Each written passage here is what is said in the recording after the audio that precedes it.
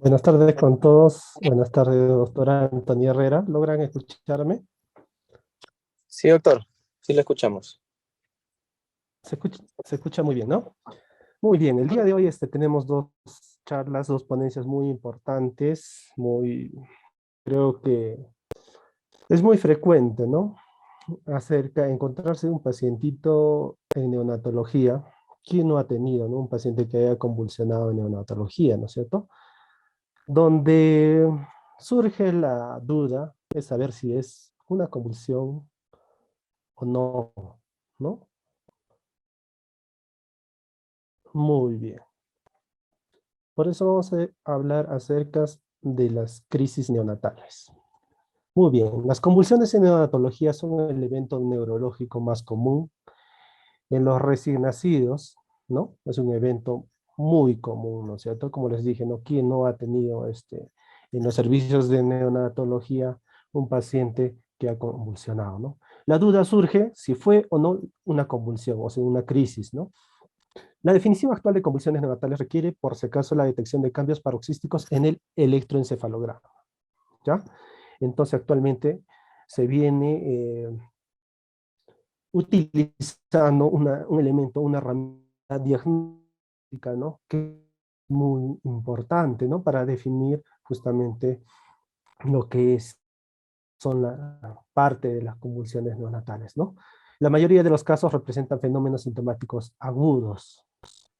Es así que miren, en cuanto a la epidemiología, tenemos que representan las convulsiones, ¿no? Hasta 130 por mil, ¿no es cierto? En caso de recién nacidos prematuros. Y en caso de recién nacidos a términos, es de 1.5 a 3.5, o sea, menos de 4, ¿no es cierto? Por mil recién nacidos a término. Por lo tanto, la prevalencia de convulsiones en los recién nacidos prematuros se dice que es mayor, ¿no es cierto?, que en los recién nacidos a término. Eso es algo muy importante que ustedes deben de saber. Según la edad gestacional existen diversos estudios, pero un estudio reciente asocia, ¿no?, que el inicio de las convulsiones fue más o menos de 14.6 días, no sé, alrededor de la segunda semana, ¿no? Y esto sobre todo en aquellos recién nacidos menos de 29 semanas, comparados con aquellos que tienen más de 22 semanas, la media, ¿no es cierto?, de las convulsiones neonatales fueron más o menos 5 días. Muy bien. En la tabla, en la presente tabla, se ve un estudio, ¿no? Un estudio de la, de la población, ¿no? En base a la incidencia de las convulsiones neonatales, ¿no? Existen diversos autores, ¿no? Se hicieron estudios prospectivos y retrospectivos, ¿no es cierto? Holden, por ejemplo, más o menos la incidencia de la convulsión más o menos al día 5, no sé, el cerebro, ¿no es cierto?, de nuestros nacidos, ¿no es cierto?, son cerebros inmaduros, por si acaso. Y si tenemos unos cerebros de los prematuros, son mucho más inmaduros, ¿no es cierto? ¿Por qué? Porque está en un constante desarrollo del cerebro, ¿no es cierto? ¿Ya? En el cerebro inmaduro tiene la característica que hay un exceso de neurotransmisores, ¿ya? Y receptores excitatorios, lo cual condiciona una mayor despolarización. ¿Ya? Ese es un concepto muy importante que ustedes deben tener presente. El cerebro del recién nacido es un cerebro inmaduro, ¿no es cierto? Peor si es un cerebro prematuro, ¿no? Va a haber un exceso de neurotransmisores y receptores excitatorios. Y estos van a condicionar una despolarización, ¿ya?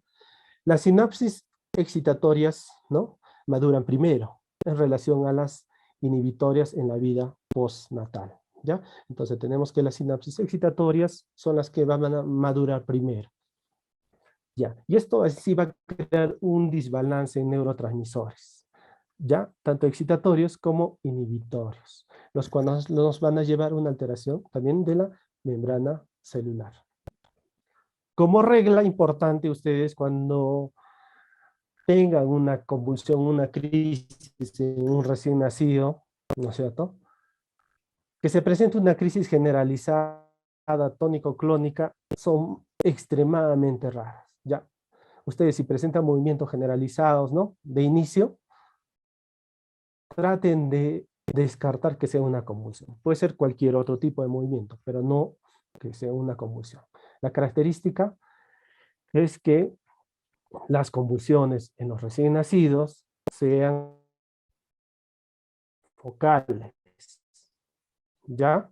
Focales, o sea que de una parte del cuerpo se inicie, ¿no? Esa es la característica. Muy bien.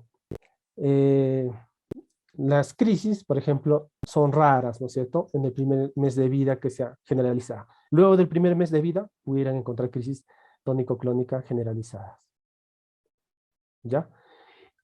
Y no se presentan en el recién nacido prematuro que sean generalizadas, definitivamente no las van a encontrar. Una crisis generalizada en un prematuro no la van a encontrar.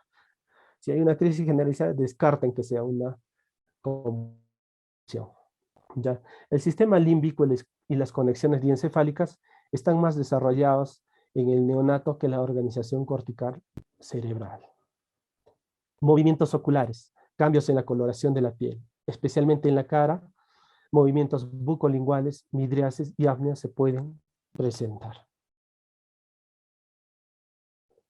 Muy bien. Un resumen, veamos este cuadrito, esta tabla 1, los probables mecanismos de las convulsiones neonatales.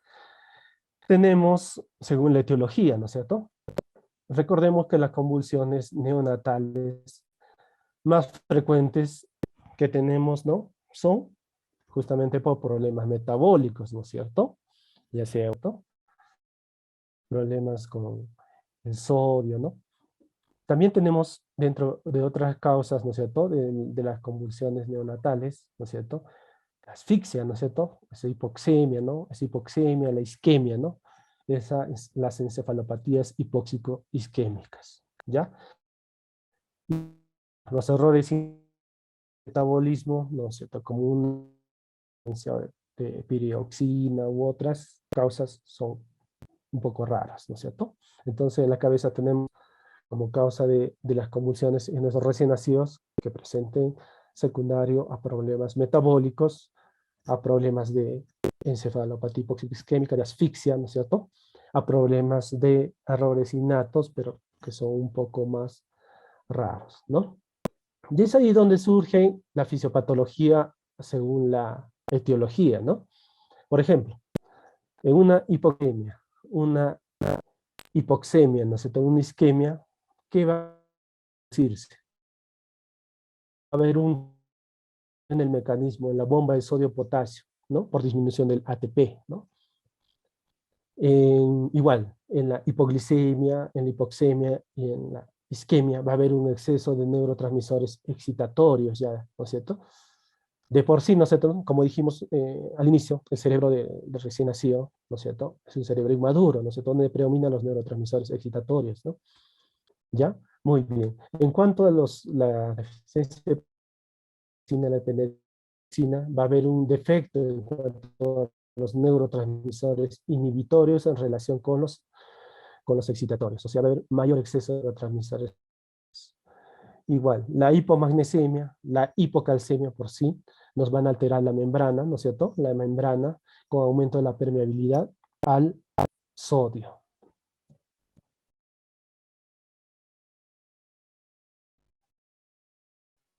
Muy bien.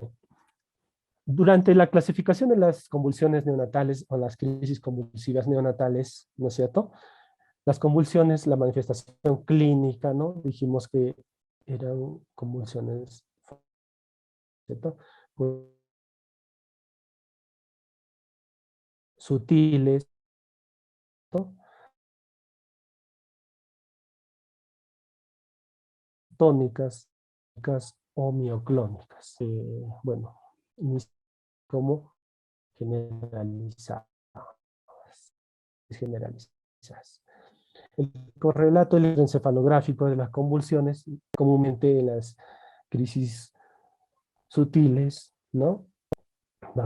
Son muy comunes, ¿no es cierto? En las crisis clónicas, tónicas que sean, y las mioclónicas que sean, las tónicas clónicas que sean focales. Y no es muy frecuente que sea generalizado. ¿Ya? Las manifestaciones de las convulsiones sutiles. ¿Ya? ¿A qué se refieren las convulsiones sutiles? ¿No? Son aquellos movimientos que presentan, ¿no? Se pueden presentar como fenómenos oculares, ¿no? Como un parpadeo, ¿no es cierto? Un simple parpadeo, que puede pasar, ¿no? Desapercibido, puede pasar como algo normal, pero definitivamente es algo anormal, ¿no? Son convulsiones. Movimientos orales, bucales, ininguales también van a ser parte de la convulsión pedaleo.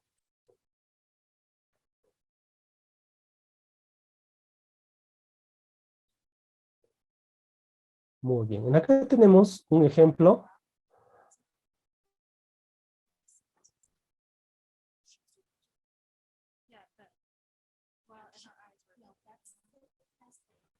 Ya vimos, ¿no es cierto? El movimiento de los ojos, ¿no? Mira, ligero parpadeo y una desviación, ¿no? Una desviación de la mirada, ¿no? Esos son los fenómenos oculares que decimos,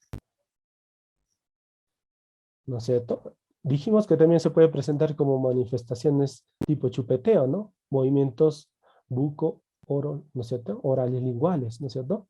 Veamos, ¿no?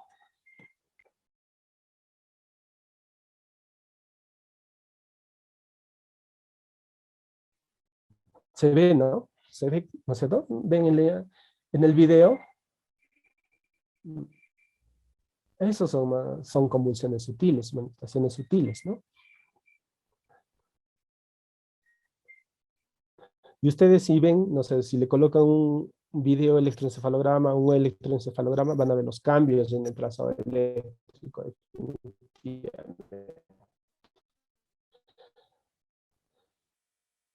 Dijimos que también dentro de las manifestaciones que se pueden presentar, tenemos aquí en los movimientos de las extremidades, ¿no? Veamos, ¿no? El movimiento de las extremidades. Miren, como que estuviese pedaleando. Son un movimiento tipo pedaleo, ¿no es cierto? Sí, doctor. Ya, muy bien. Entonces, como dijimos, se podía manifestar como movimientos, ¿no es cierto? Sutiles, ¿no es cierto? Los fenómenos oculares, bucolinguales, ¿no es cierto? Y el movimiento de extremidades, ¿no es cierto? Muy bien. Entonces,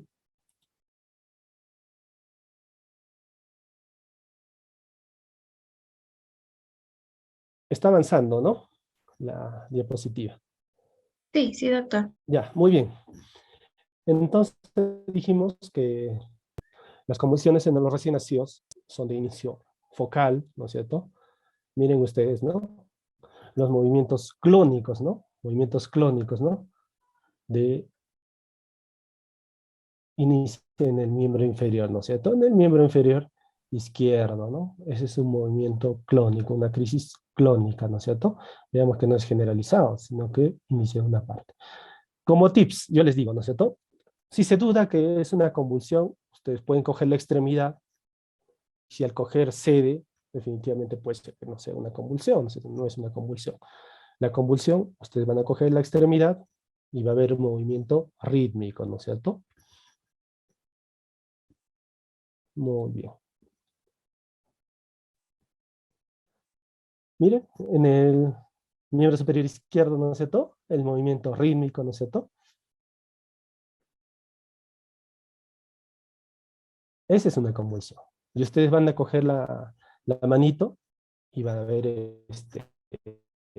va a haber el movimiento rítmico, ¿no? Va a continuar con el movimiento. Tenemos otro video. Vean el miembro inferior derecho, ¿no? Se ve el miembro inferior derecho. No hay de queso, mamá, de papa.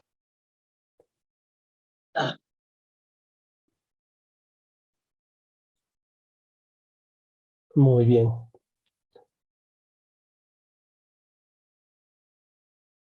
Acá veamos, ¿no es cierto?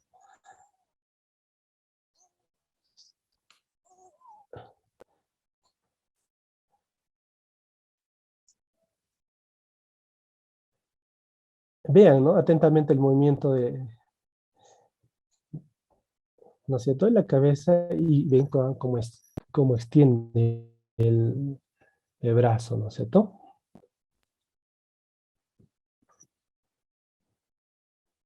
Veamos una crisis tónica, ¿no?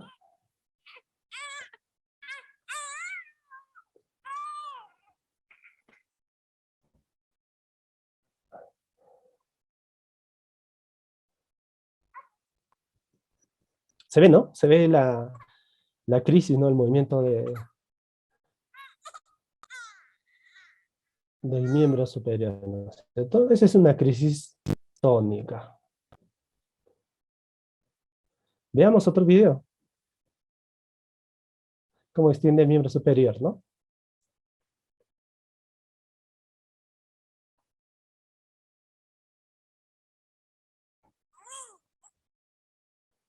Y ustedes cogen, ¿no? Y definitivamente el paciente se encuentra con los brazos extendidos, ¿no?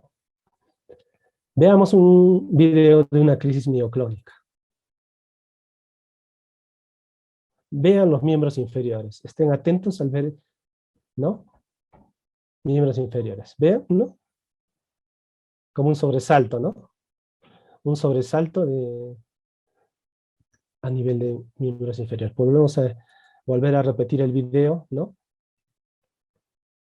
Esa es una crisis mioclónica.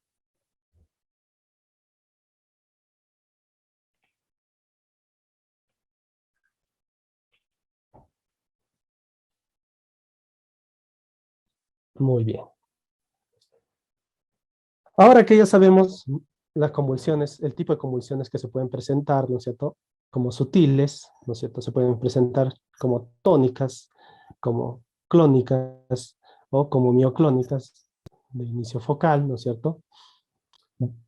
Y veamos en cuanto a la etiología. Hasta el 10%, ¿no es cierto?, va a ser desconocida, ¿no es cierto? La causa más frecuente, dijimos como un inicio, viene a ser la encefalopatía hipóxico-isquémica, asociada también a problemas metabólicos, ¿no es cierto? Problemas metabólicos también se encuentran, ¿no? La hemorragia intraventricular y sus complicaciones son la principal causa de convulsiones en convulsiones recién nacidos prematuros extremos, ¿no es cierto? En los prematuros extremos, ¿ya? Aquella hemorragia intraventricular, sobre todo la de grado 3 y la, ¿no es cierto?, que se asocia a infarto, ¿no es cierto? Esas van a ser las principales causas de convulsiones en los prematuros, ¿ya? Y también, ¿no es cierto?, son, y al haber convulsiones, ¿no es cierto?, van a ser predictores de discapacidades, ¿no? El riesgo aumenta al aumentar la gravedad de la lesión cerebral, ¿no es cierto? Sobre todo, como les dije, ¿no es cierto?, hemorragia de grado 3.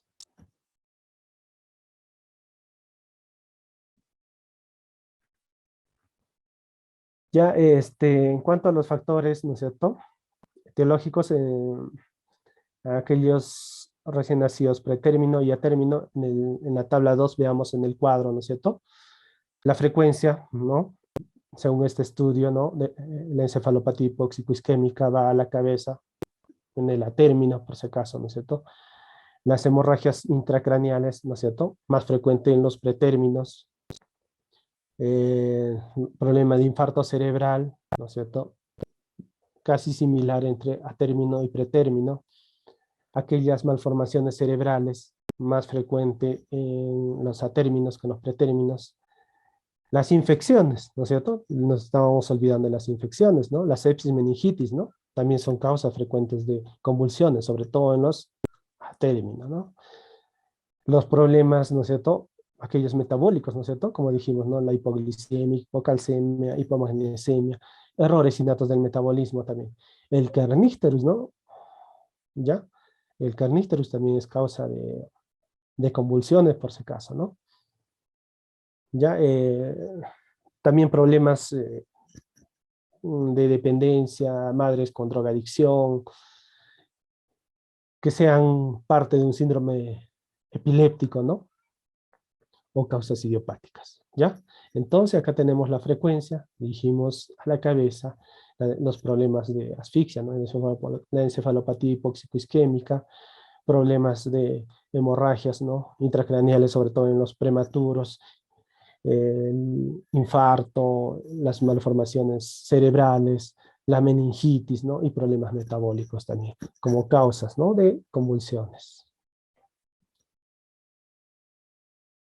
Ya, este cuadrito, esta tablita está muy bonita, ¿no? Es un pequeño resumen, ¿no? Un resumen acerca del tiempo del inicio de las convulsiones. Esto tiene que quedar clarísimo para todos, ¿ya?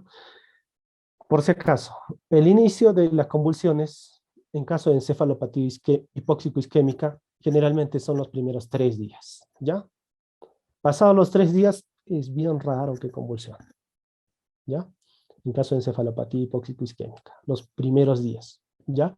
Son las convulsiones, se presentan convulsiones, ¿no es cierto? Los primeros días.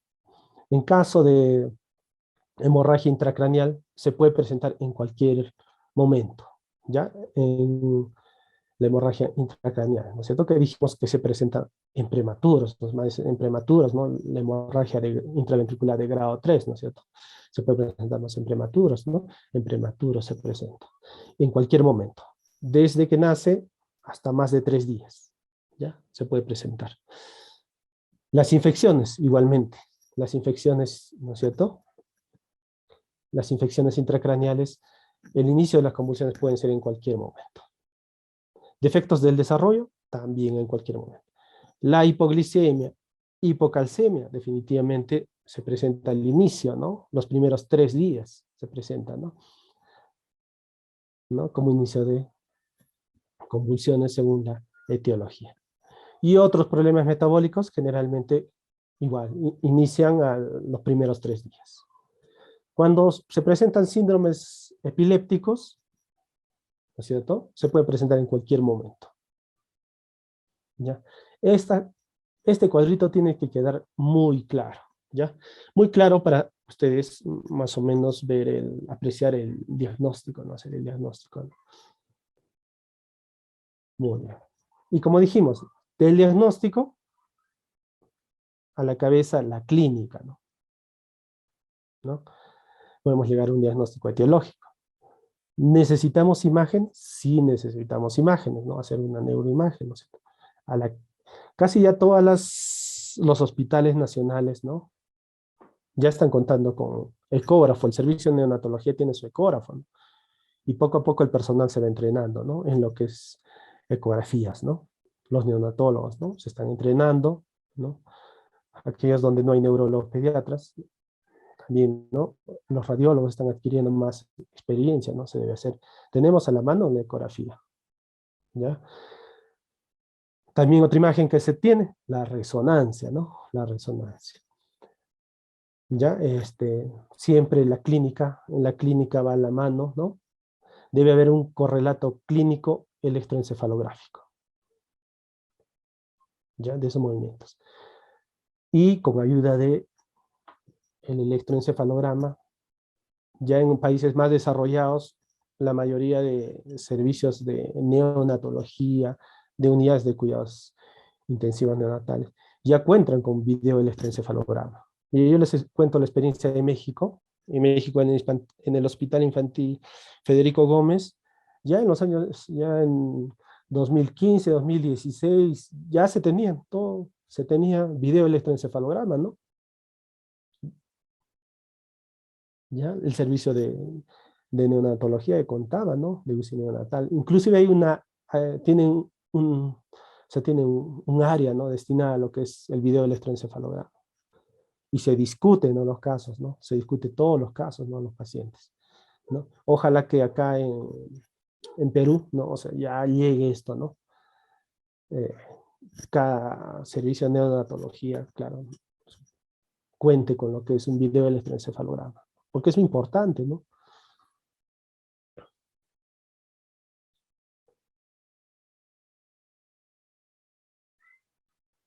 Tenemos un video electroencefalograma, ¿no es cierto? Vean el recién nacido, ¿no? Y y el cambio, ¿no es cierto? Se cambia en el trazado, ¿no? Según en los movimientos que presenta. Pero acá vean, ¿no? Presenta el movimiento del miembro superior, ¿no es cierto? Derecho, pero cogieron la extremidad y desapareció. Y se ve, ¿no? Se ve el trazado, ¿no?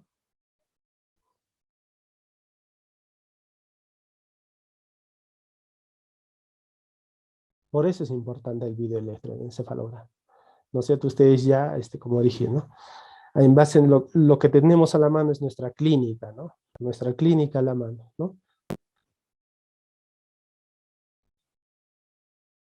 La ecografía cerebral, ¿no es cierto? Valora las estructuras, ¿no es cierto?, cerebrales. Es un abordaje sencillo, cómodo, ¿no es cierto? La única dificultad que va a tener una poca utilidad para ver la fosa posterior y va a ser dependiente, por si acaso, del profesional y la experiencia que pueda tener en realizar ecografías cerebrales transfontanelares, ¿no es cierto? Tenemos la resonancia, ¿no es cierto? La resonancia como elemento diagnóstico, ¿no? Justamente para descartar problemas de malformaciones u otras múltiples causas. Hasta ahí vimos, ¿no es cierto?, algo muy importante en cuanto a lo que es la crisis, ¿no es cierto? Clínica, etiología, ¿no es cierto? Etiología, clínica, diagnóstico, y ahora nos vamos al tratamiento. El tratamiento vienen a actuarse distintos fármacos, como son el fenobarbital, fenitoína, levetiracetam, midazolam y el ácido valproico. Ojo, ¿no? Esto tiene que quedar claro. Yo sé que algunos hospitales, ¿no?, nacionales no cuentan con levetiracetam. Peor levetiracetam endovenoso. Ni cuenta, ¿no? ¿Ya? Midazolam si se tiene a la mano, fenobarbital si se tiene a la mano, fenitoína si se tiene, ¿no? Ya. ¿Qué hacemos, no? ¿Qué se recomienda, no? Frente a una convulsión, ¿no es cierto?, se da un bolo, ¿no es cierto?, de fenobarbital, 20 miligramos por kilo. La mayoría hasta acá de convulsiones deben de ceder. Deben de ceder, ¿no es cierto? Luego del bolo, definitivamente ustedes deben considerar una dosis de mantenimiento. La dosis de mantenimiento generalmente es de 3 a 5 miligramos por kilo, ¿no? De 2.5 hasta 5 miligramos por kilo. Día, por si acaso. Puede ser intravenoso o puede ser por vía enteral. ¿Ya? Muy bien. Si, si a pesar del primer bolo, ¿no es cierto?, de fenobarbital, continúa convulsionando, ¿no es cierto?, podemos dar un segundo bolo de fenobarbital, pero el segundo bolo ya no es de 20, sino es de 10 miligramos por kilo. ¿Ya? El segundo bolo en todo caso es de 10 miligramos por kilo.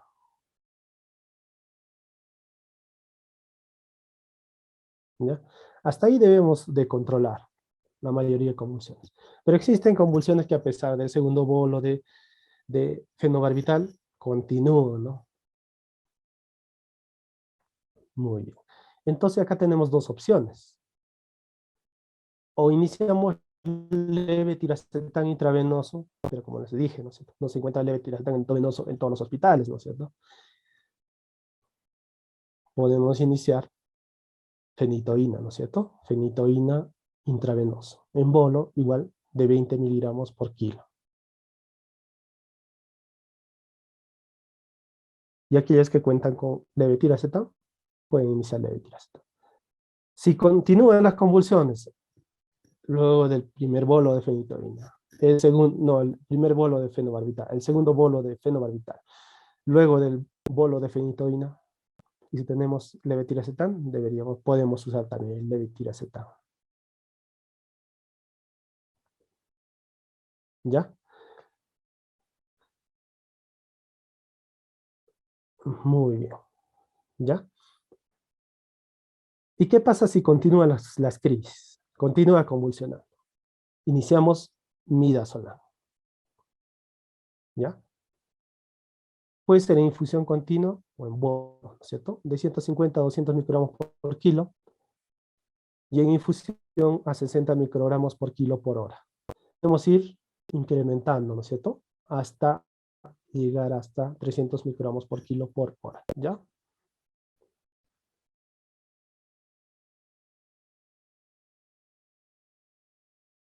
Muy bien. Hasta ahí prácticamente deberían parar casi el 80% hasta 85% de la crisis, ¿ya? Pero existen convulsiones que no responden definitivamente, ¿ya? Mm, Es ahí ya donde consideramos como que las convulsiones son, ¿no es cierto?, refractarias al tratamiento. Se usa piridoxina, ¿no es cierto? 100 miligramos intravenoso, 2 dosis separadas por 2 horas, ¿ya? Se puede considerar que ya esta refractariedad se puede deber a una deficiencia congénita de piridoxina. Pero a pesar de esto, sigue convulsionando, se agrega lo que es el fosfato de piridoxal, ¿no es cierto? Y la biotina, ¿no? Fosfato de piridoxal enteral a razón de 50 miligramos por kilo por día, dividido en 4 a 6 dosis, ¿no es cierto? Biotina, ¿no es cierto? A razón de 5 a 10 miligramos vía enteral, ¿no es cierto? O vía intravenosa, ¿no? Y también podemos agregar el folinato, ¿no es cierto?, de calcio, a razón de 5 miligramos, ¿no? Ya hasta todas las convulsiones, ¿no? Y bueno, si es que sigue convulsionando ya, averiguar la causa exacta, ¿no? ¿Qué puede estar pasando? Muy bien, entonces, en cuanto a un resumen, ¿no?, que tenemos de las convulsiones neonatológicas, ¿no es cierto? Como tips que dijimos, son eventos frecuentes, por si acaso. La duda nos siempre de años, ¿no?, surge cuando definir si es una crisis o no es una crisis. Ya les di los tips, ¿no es cierto? Les dije que crisis en recién nacidos son la mayoría de inicio focal, ¿no es cierto? En los pretérinos no van a encontrar, no se encuentran crisis generalizadas, ¿no es cierto? Dentro de la etiología, ¿no es cierto?, tenemos las encefalopatías hipóxico-isquémicas, ¿no? Problemas metabólicos, infecciosos, ¿no?, que se pueden presentar, malformaciones u otras, ¿ya? El diagnóstico, ¿no es cierto?, a la clínica, ¿no es cierto?, puede presentarse con movimientos sutiles, ¿no es cierto?, con fenómenos oculares, ¿no es cierto?, movimientos bucales, ¿no?, bucorolinguales, ¿no es cierto?, movimientos de extremidades tipo pedaleo, ¿no es cierto?, que se ven. Pueden presentarse como movimientos tónicos, clónicos y mioclónicos,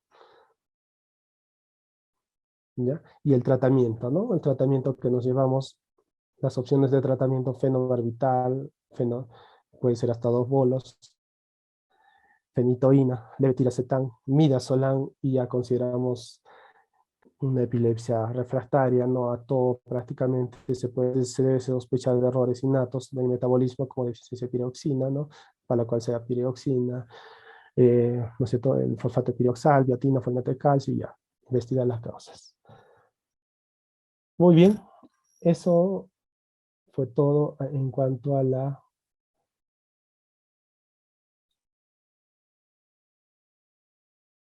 las convulsiones, ¿no? Si tuviesen alguna pregunta. Doctor, una consulta. Sí, dígame. Doc, ¿me escucha? Y sí te escucho. En un caso, ¿qué es más frecuente que se ha visto las convulsiones? ¿Por enfermedades metabólicas o más por encefalopatía hipóxico-isquémica? Ya. Muy bien. Ya, esto, mire, doctor Anthony, esto en la actualidad va cambiando, ¿no es cierto? O sea, cada año va cambiando nuestra etiología. Si hablamos de hace tal vez unos 5 años atrás, en nuestros hospitales, nuestras unidades de cuidados intensivos neonatales, la atención del recién nacido, la reanimación neonatal, ¿no? Todavía estaba en proceso así, ¿no?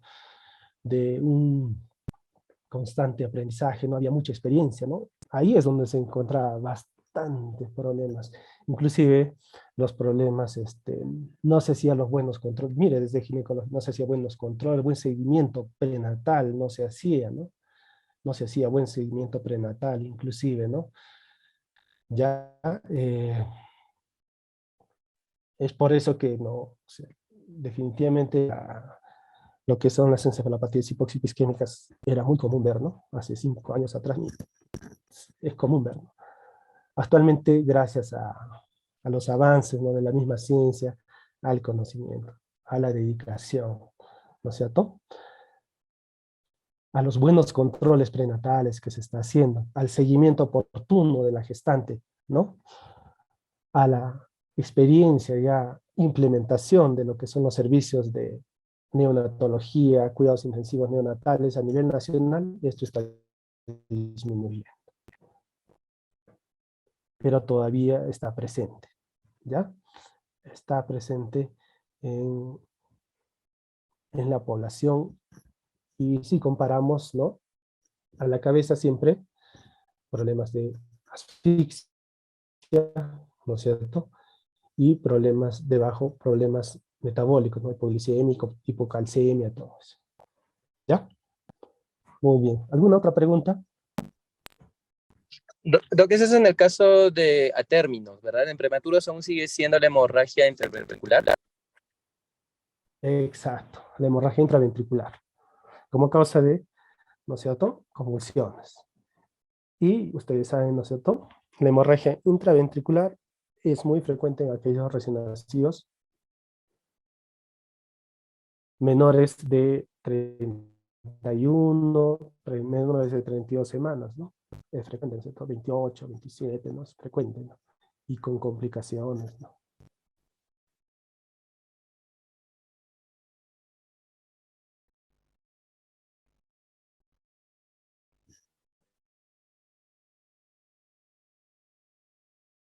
Sí, muy bien.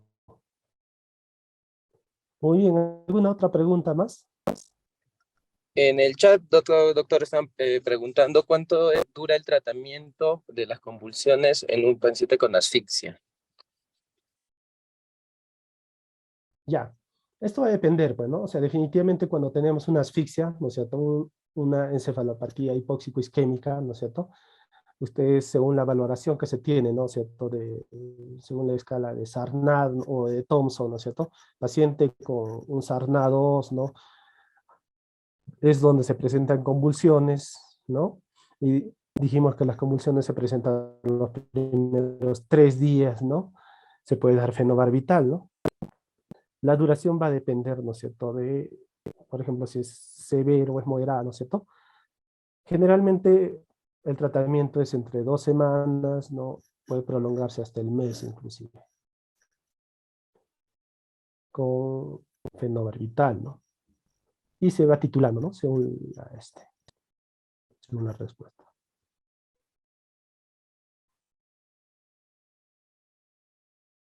Doctor, ¿y se puede desescalonar, se puede decir, entre fenobarbital y fenitoína? Porque es bien difícil el acceso al fenobarbital vía oral luego, ¿no? ¿O hasta cuánto tiempo más va a estar con el fenobarbital endovenoso después de que deje de convulsionar? Justamente por eso, en el cuadro que les presenté, ¿no? El fenobarbital, a ver, acá, vamos a retroceder. Si seguimos presentando. Luego del bolo de fenobarbital, ¿no es cierto?, se dice que debe tener una dosis de mantenimiento. La dosis de mantenimiento desde 2.5 a 5 miligramos por kilo, por día, ¿ya? Podemos continuar intravenoso o pasarlo a vía oral, ¿no? O sea, podemos pasarlo a vía oral para que sea mucho mejor más accesible, ¿no es cierto?, la administración, ¿ya? Se puede preparar, ¿no es cierto?, dosis según kilo, ¿no es cierto?, peso, vía oral, ¿ya? O sea, inclusive ustedes pudieran dar a los pacientes que ya, no sé, definitivamente está en el día, digamos, lograron corregir todo, ¿no es cierto?, de- puede continuar el tratamiento vía oral, no sé, sí, sí se puede hacer eso.